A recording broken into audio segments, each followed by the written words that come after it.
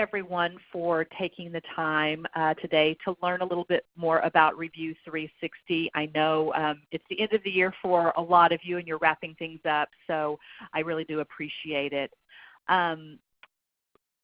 Like Sherry said, I am Sydney Herndon. We're going to look at the different solutions Review360 has to offer, mainly around general education. And the solutions are available in really all of North America, so the United States, Canada, as well as Mexico. I think I forgot to say it last time, and Sherry reminded me, if you do have any questions along the way, type them in the chat box, and I'll stop periodically to look at the questions and try to get those answered. So let's start this morning by talking about some of the behavior challenges that we are facing in our schools today. We know that problem behavior affects school climate and that higher performing schools have fewer unwanted behavioral incidents. Problem behavior does lead to poor academic performance because of a student's not in the classroom learning, but rather down the hall in the office. They're not getting the instructional time they need. We also know that disruptive behavior is associated with high teacher turnover, and it is the #1 reason teachers have for leaving the profession. And most teacher education programs don't prepare teachers on how to deal with behavior in the classroom or classroom management. And we really feel like Review360 can be part of the solution. We were started almost 15 years ago now by educators and really for educators. And so as we go through this, we really want to be easy to use for the teacher in the classroom. We try to take a holistic approach, and so we provide professional development content, incident management, universal screening, and progress monitoring. And we roll it all into one easy-to-use web-based solution. We work on any web-enabled device, so your phone, your tablet, your laptop, your desktop, anything that can get on the internet. But it is a powerful tool and easy to use. We offer best practices in each of our features that, if you use them with fidelity, will really help improve outcomes for students, schools, and districts.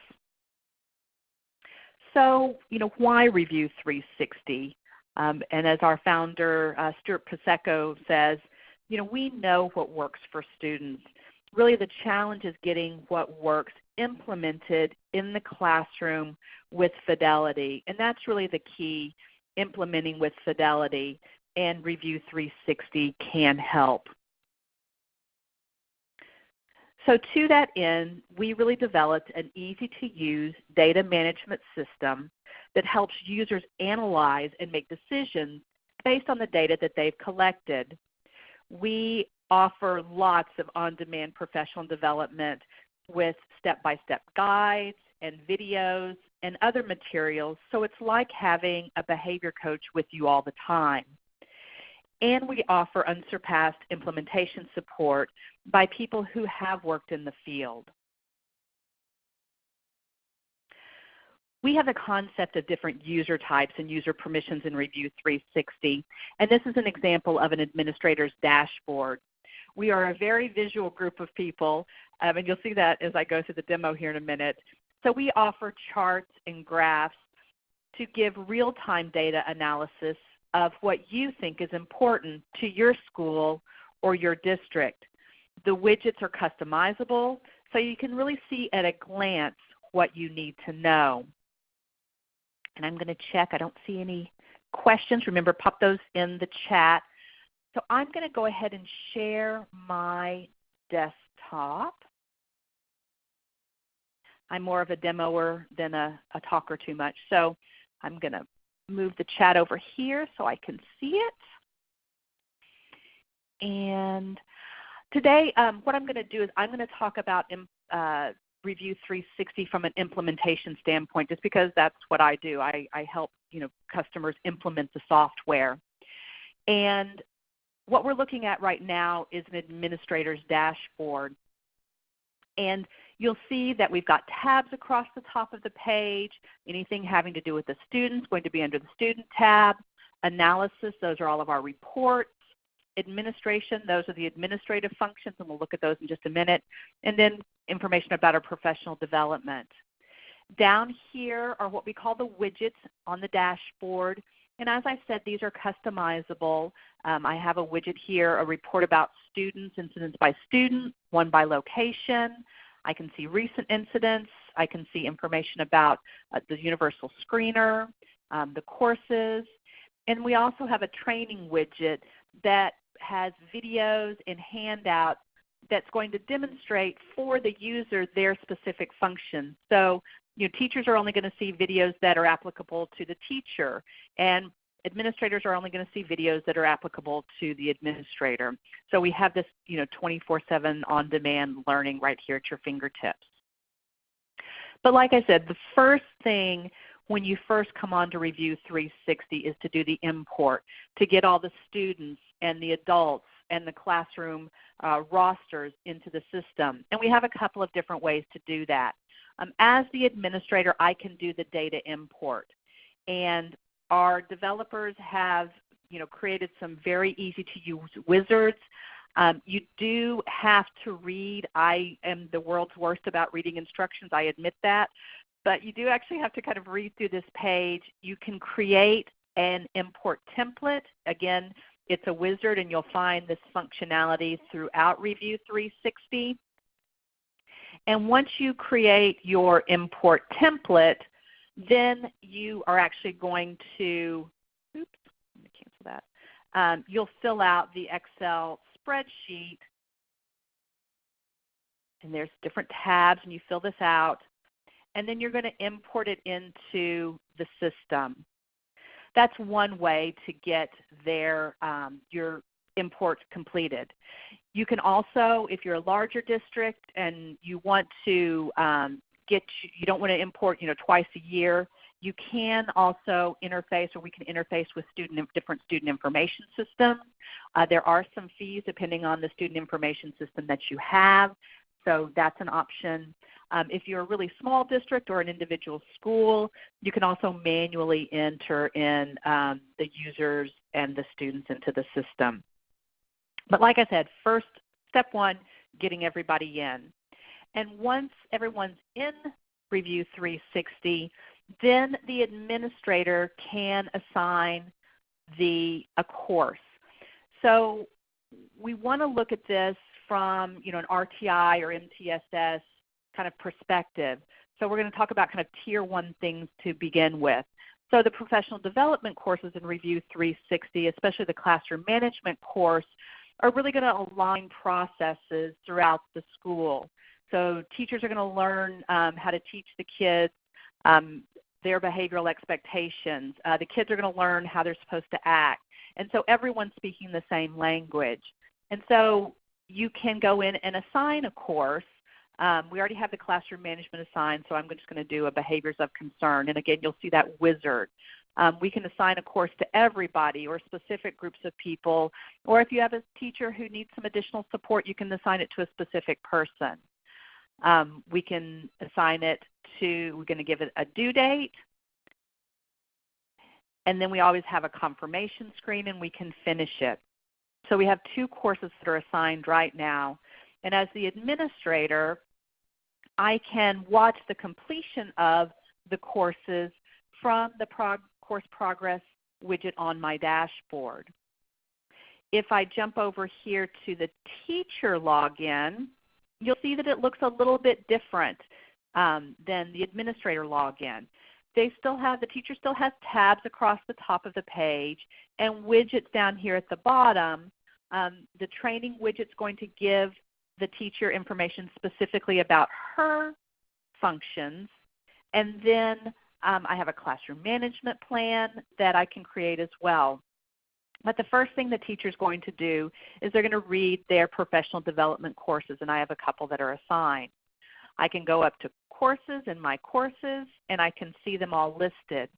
And like I said, the classroom management course is the primary course that we suggest, and it's going to indicate the 6 indicators of a well-managed classroom, you know, having expectations, setting up procedures, reinforcement, structure, interactions with students and teachers, and then corrective actions. So all of the units in the course are kind of set up the same way. There's a title page. There's always how to navigate. I'm big on instructions. There's an overview usually, and unit objectives, and you just kind of progress through each unit of the course. And there are templates that you can download and use straight away with your students. Most of the courses have questions at the end to kind of check for understanding.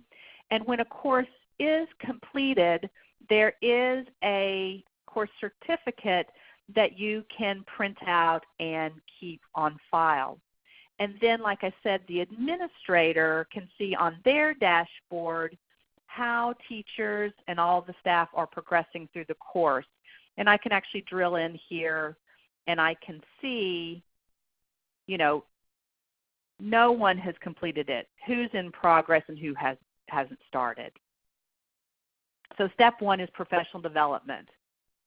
There's a question about incidents, and I'll get to that one here in just a second. So once everybody's read the professional development content, kind of phase two, and again in that RTI or MTSS framework, is to collect data around behavioral incidents. So we've taught all the kids what we expect of them. Now we want to see if they are meeting those expectations. And I'm going to jump back over here to the teacher dashboard. And I'm going to go to student, and I'm going to report an incident.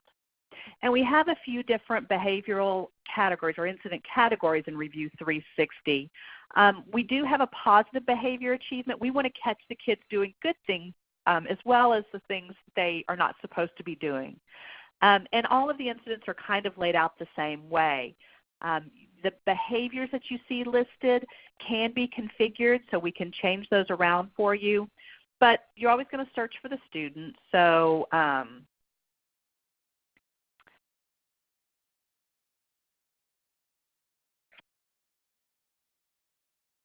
always like to pick on my brother. The date the incident occurred, so it happened today at 8 a.m.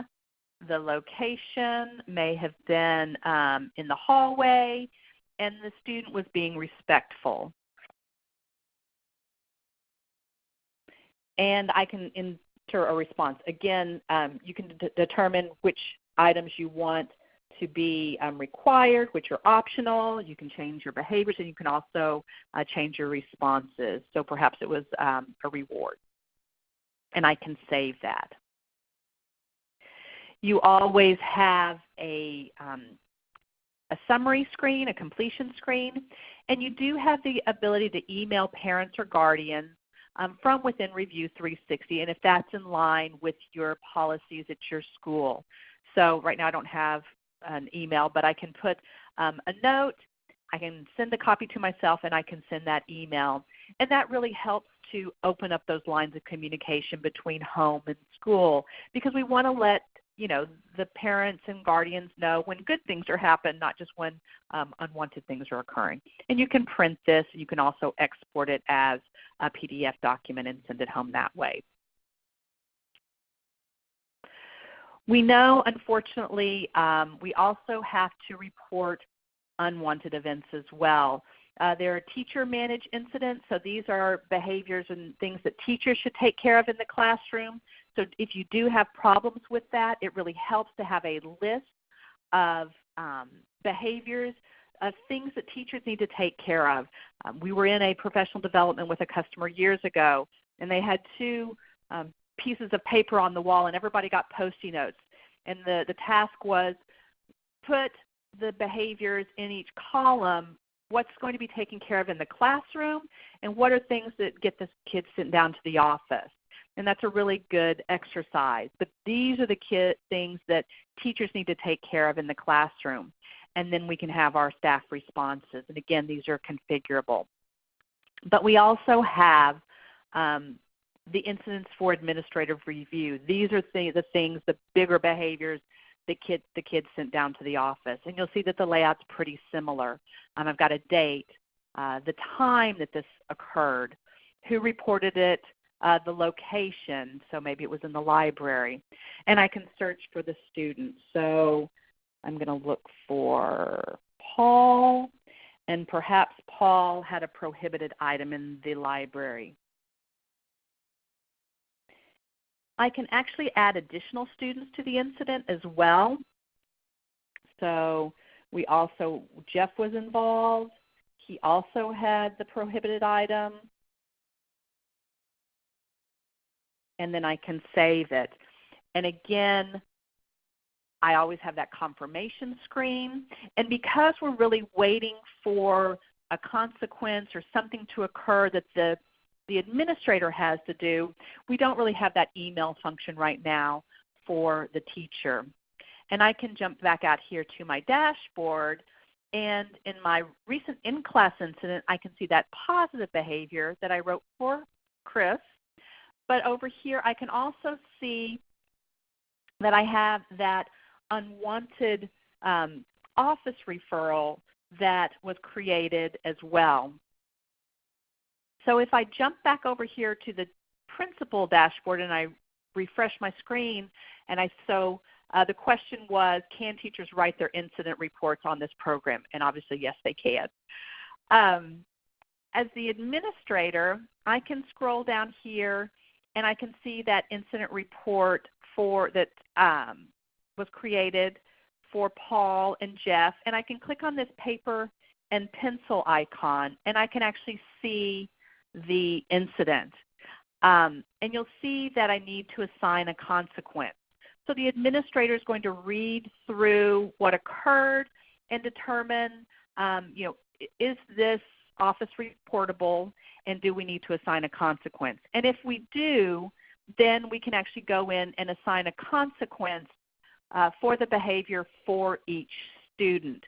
So maybe because of the nature of the item, perhaps it might be a suspension, and then there are additional fields that occur. We can schedule the date that this might happen and the end date, and it might be 1 day, and I can say OK. Now for Jeff here, you can see that Jeff is receiving special education services, or 504, and we can help you keep track of a student's accumulation of out-of-school placement towards the 10-day rule. So if we assign a consequence to Jeff, the same consequence, and that takes the student out of placement, then we can see that the count toward the 10-day rule, we have it 6 right now, and if I save this, it will actually go to 7 days. And I can, again, email the parent or guardian, and because there are 2 kids involved, Paul's parents will get his information, Jeff's parents will get his information, and we can send those emails along as well. And we can, again, see what occurred on the dashboard. Let's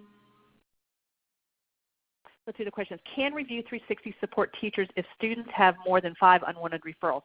So we do have the concept of escalation rules within Review360, and so depending on what those rules are exactly, we can do that.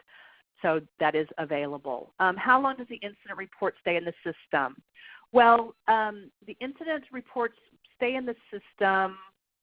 They stay in the system, and usually they're kind of closed out at the end of the year, and we can kind of set a close date for the incidents. You mentioned earlier that Review360 interacts with some programs like Infinite Campus PowerSchool. Does Review360 interact with Infinite? Yes.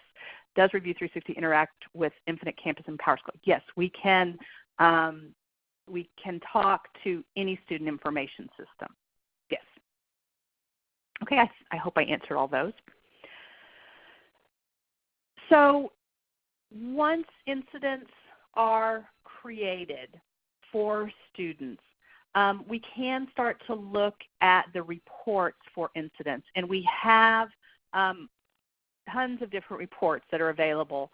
So we can look at incidents by behavior to see which behaviors are most problematic and that maybe we need to make sure we're teaching the kids how to act around these different behaviors. We can look at incidents by location.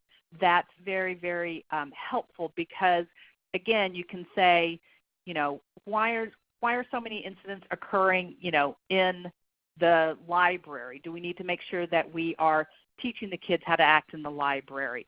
If things are happening in the hallway, do we need to make sure we have more coverage in the hallway? I know when I was a teacher, I was horrible about being out in the hall during passing period. But those teachers like me who weren't out in the hallway, hey, incidents are occurring, you need to make sure you're out in the hallway. But you have some data so that you can start asking those questions about what's going on in your school. There are incidents by staff involved, by students. A lot of times who, for lack of a better term, your frequent flyers are, but you can actually run that report. By staff involved, you can see who's actually creating incidents so that if that teacher needs some support, then we can assign a professional development course for that teacher to help them better work with their kids and their behavior.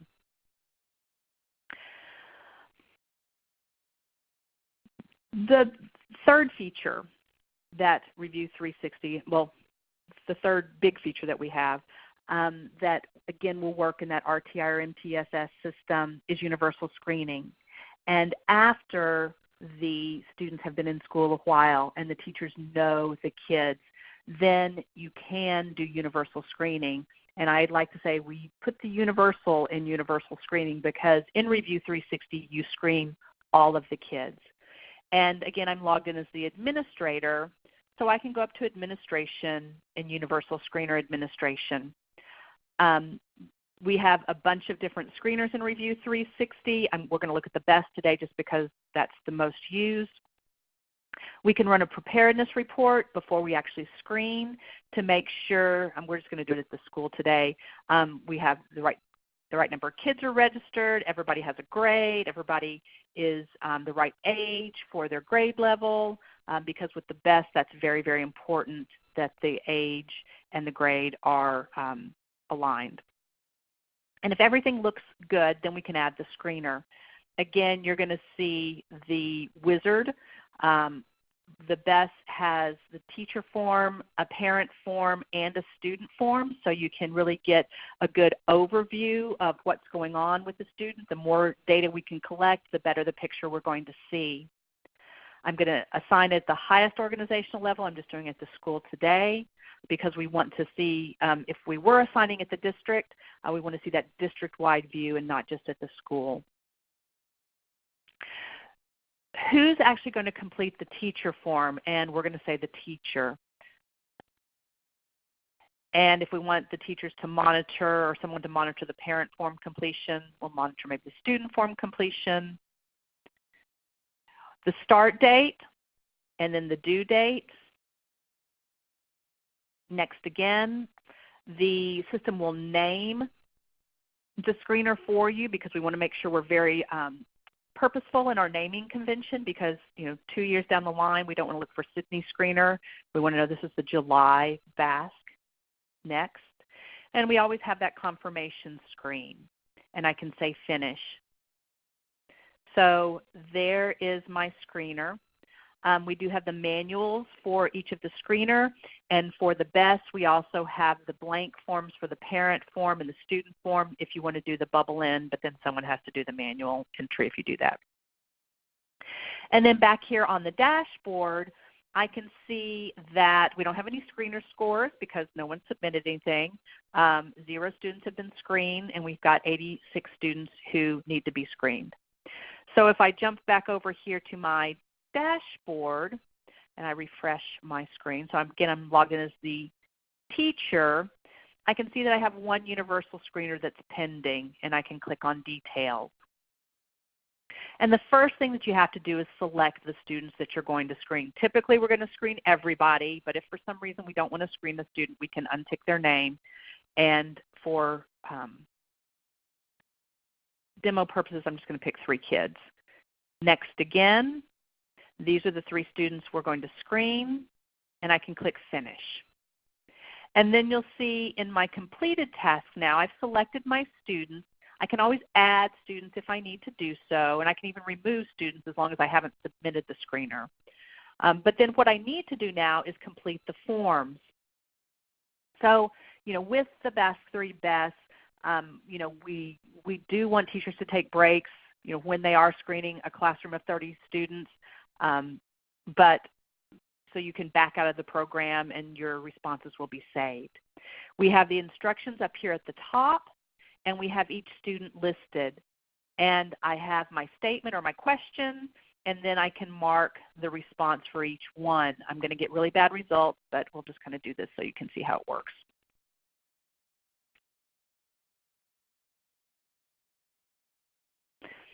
And then if I move to my next student, you'll see that I can't skip, as a teacher, I cannot skip any of the questions, so I must mark each one. And I move to my next student, Kathy, and again I'm going to mark that.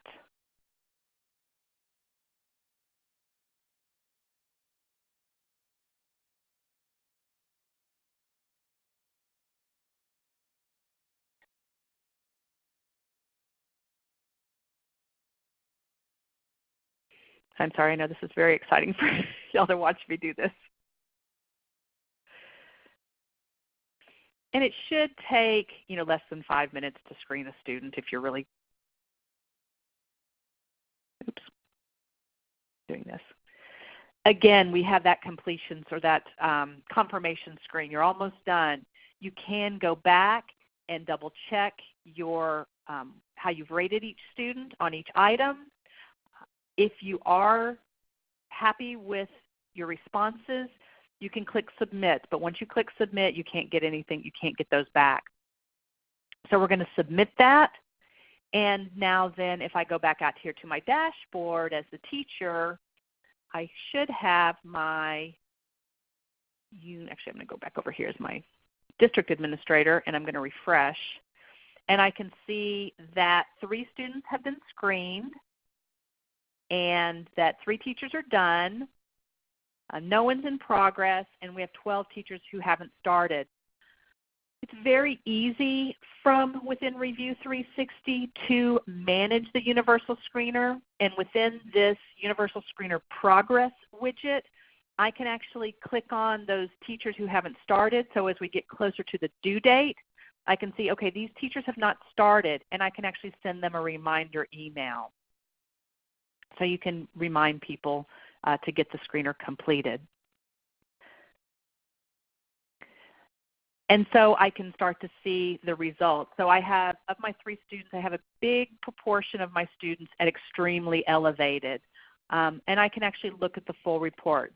We have summary reports for the Universal Screener, and then we also have individual student analysis, and we'll look at that. So this is the Universal Screener summary report for the one I just did. I have 2 students that are extremely elevated risk, 1 student that's elevated, and no one's in the normal category. I can see the Berry, which used to be the T-score, score distribution. And I can also see how the data is coming through by grade level, by gender, by ethnicity, as well as gender, and then the distribution by teacher. And I can drill into this to get more information and get a little bit more detailed view. Okay. And if I go up here to my analysis and Universal Screener, I'm going to pick the BESS again. I'm going to go to my reports. We do have an invalid screener report, so if you are using the parent form or the student form, especially the bubble in, if not enough questions are answered, then it can invalidate a screener, and we can help you find that. We have a Universal Score Export. It's just basically a data dump, and it allows you to kind of look at the data however you want to. The summary we just looked at, and then we have the Universal Screener summary by user, so you can see how each teacher is screening each student. The analysis, on the other hand, are those, we're going to look at the individual student responses. So again, we're just going to look at the data we just collected. We can compare the results of multiple screeners. So if you do screen multiple times a year, and in Review360 you can screen really as many times as you want, but most people are lucky to get 2 screeners in, a fall screener and then a spring screener. If you are very, very organized, you can do fall, winter, and spring, but you can analyze the results of multiple screeners within the system. But I can click on Update. Oops. Let's see if I can do, oh, that's an old one. Let's see if this is going to let me do this today. Okay, so this is an older screener, but it has some information. So I can see that Tabitha has both the teacher form as well as the student form was completed for the student. On the individual analysis, usually, depending on how you sort it, the student most at risk is going to appear first, but we have the sort kind of backward this time. And if I click on the student's name, oh, it's not going to do it. Sorry. I have a little bit of a bug, but let me see if I can get this to work.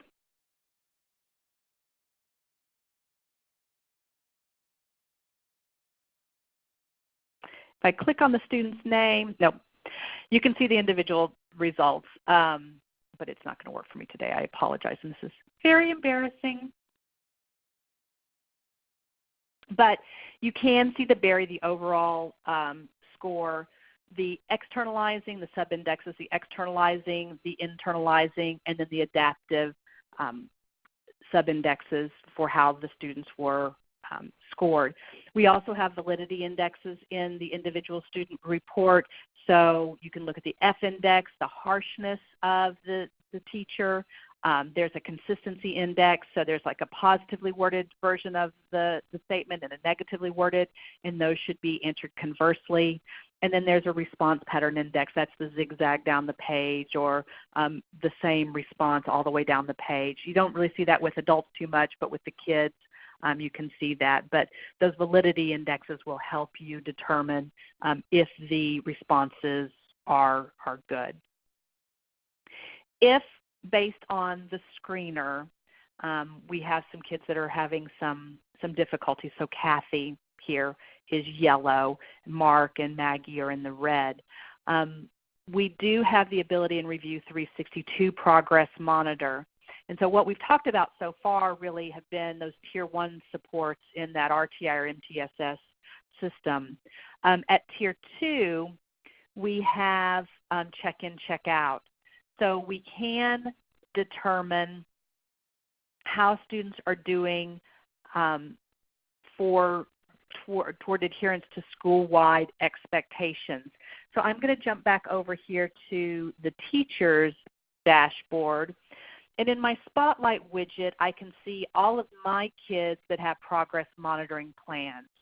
And there's Kathy right here. She actually already has a check-in, check-out plan, this blue plan.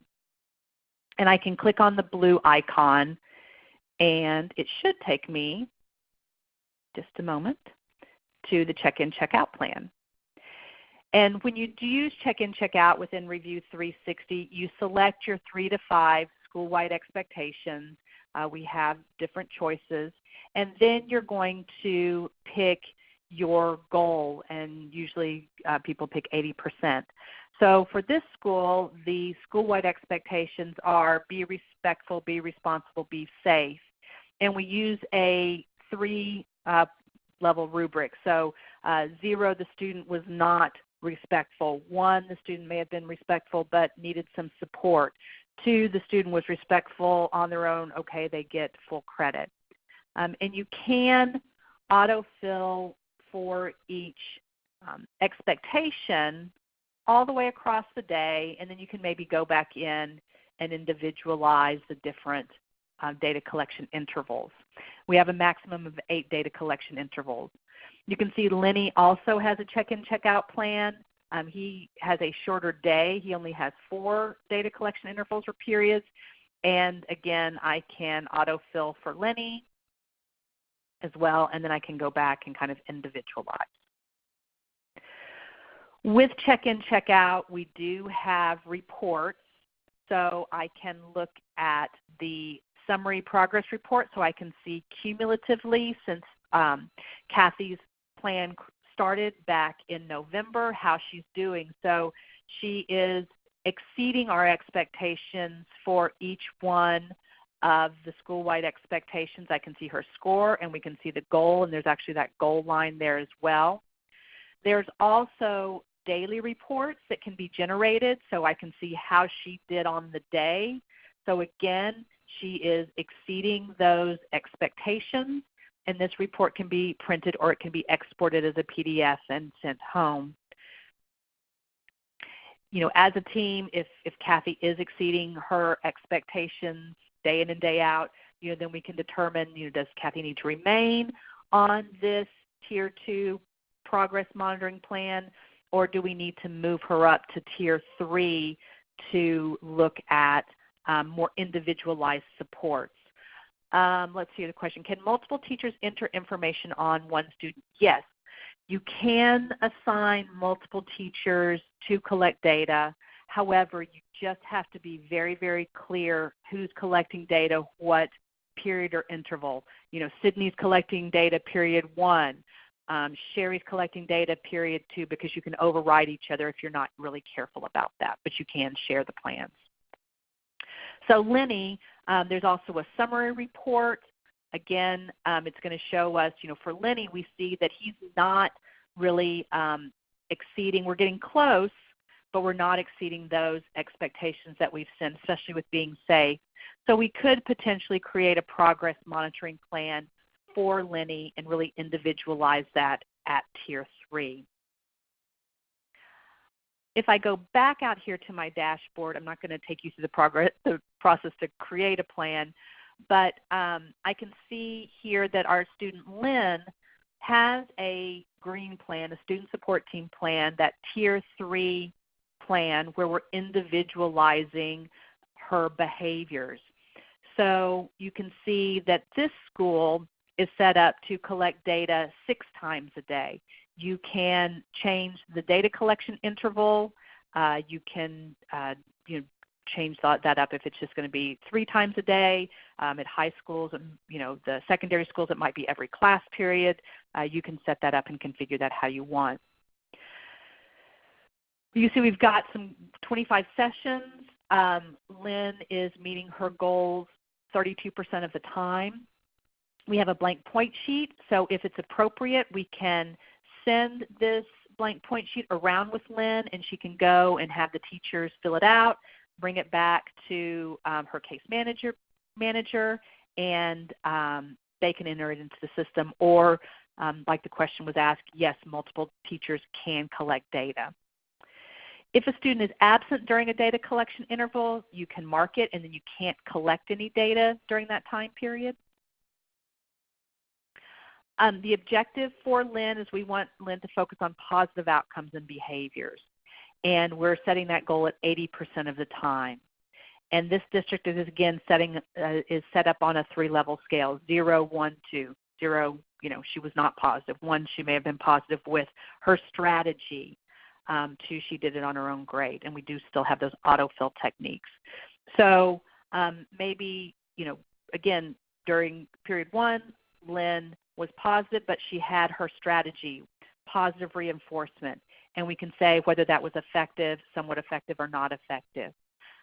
If once the teacher has created the plan, and obviously if they shared it with someone else, if you're not sure what positive reinforcement is, what the strategy means, and how to implement it, you can click on the eye icon to get that description and those implementation steps.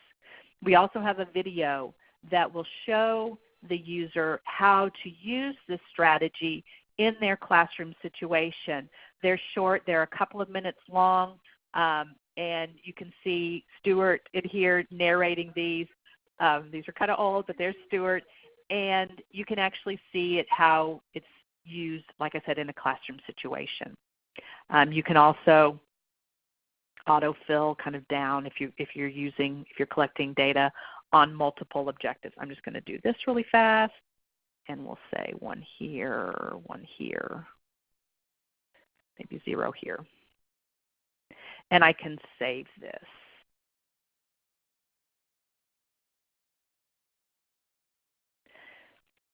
With the student support team plan, we have a daily report. And again, this is going to show the data collected on the day. We collected data 6 times. Our goal was 80%. Lynn got us 67. We can print this report, we can export it as a PDF, and we can also email it to the parent or guardian, again, opening up those lines of communication between home and school. We have that summary report that is going to show the data collected over whatever date range you pick. This is sort of the life of the plan, so we've got 26 days worth of data, our goal, and then her average score. We'll also see on our summary report any incidents that have been created for that student. So we've got a couple of office referrals and a couple of teacher-managed incidents. So we can see a picture of what's going on with the student. We also have charts and graphs, and I'm going to go back.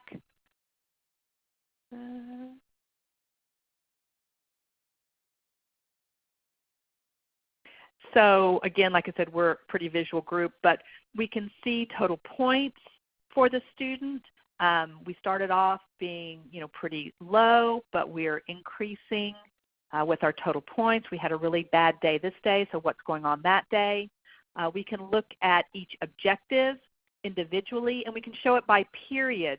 So this becomes really important to say, okay, what's happening with the student in second period? Why is she doing so poorly? First period's good, third period's good, but what's going on at second period? Is there a conflict with the teacher? Is there a conflict with other students? What might it be? But we have this data so we can start asking questions to see how we can support our students. So we've talked about the features that are available at Tier 1, the professional development, the incidents, the screening. At Tier 2, we have check-in, check-out. And then at Tier 3, we have our SST plan where we can individualize student behaviors and see how they're doing. We've looked at a few reports. You can look at reports, and I'm actually logged in as a teacher. Let me jump back over here to the administrator. We can look at reports by incidents. We've looked at those, universal screener. We can look at student plans, so we can see how students are doing across the board. We can see their progress.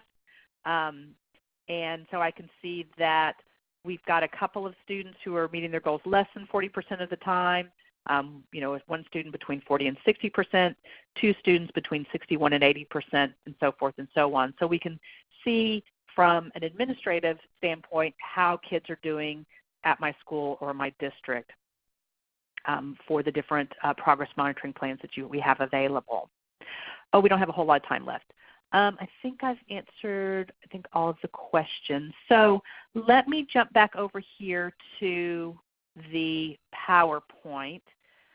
Let's look at some of the data that we have collected with our longtime customers. So Brownsville ISD, way down in the tip of Texas, they started using Review360, in like 2009. They were one of the first customers to use our professional development content. They have almost 52,000 students. They are 96% economically disadvantaged, 92% Hispanic, and 30% limited English proficiency. Like I said, they started reading our professional development in 2009 and started collecting data around their incident data. And we can see over time how the number of in-school suspensions as well as out-of-school suspensions have dropped dramatically. Because all of the kids know what their expectations are. The teachers are speaking the same language. Their incidents, we don't really have a whole lot of discretionary application of consequences. These consequences goes with these behaviors, and so we're seeing a marked decline. And someone in our last demo said, what do the numbers look like, since 2004, and we're still seeing a reduction.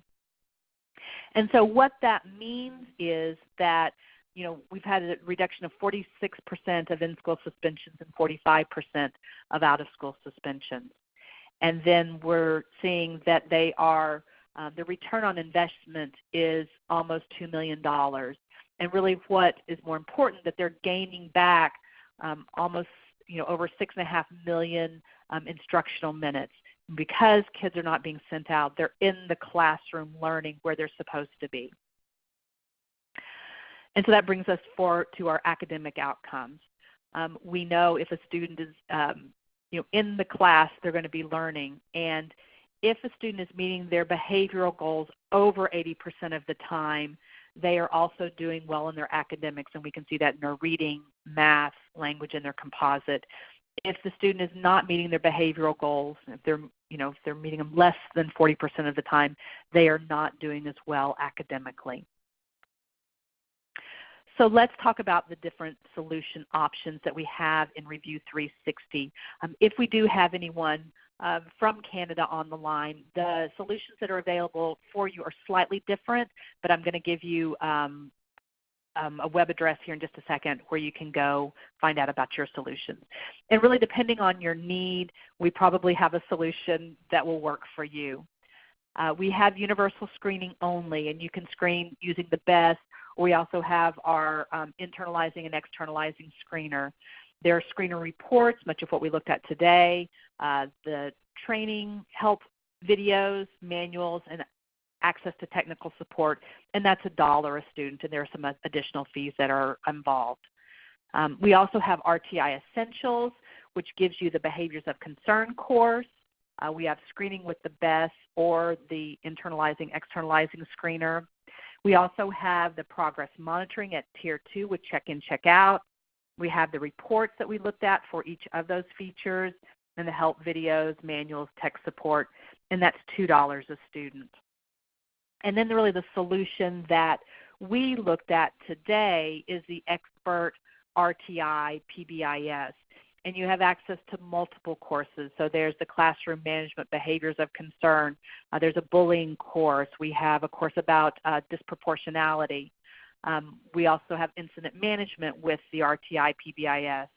You pick your screener, so you can use the BEST or the internalizing and externalizing screener.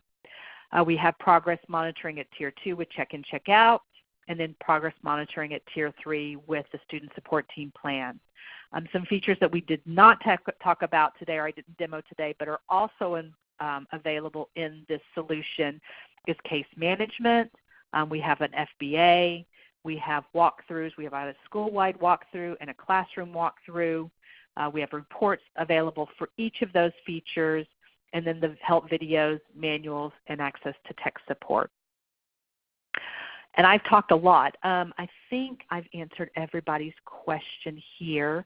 So if you would like to learn more, we do have www.pearsonclinical.com/review360, and let me grab real fast the link for our Canadian. So if you're in Canada,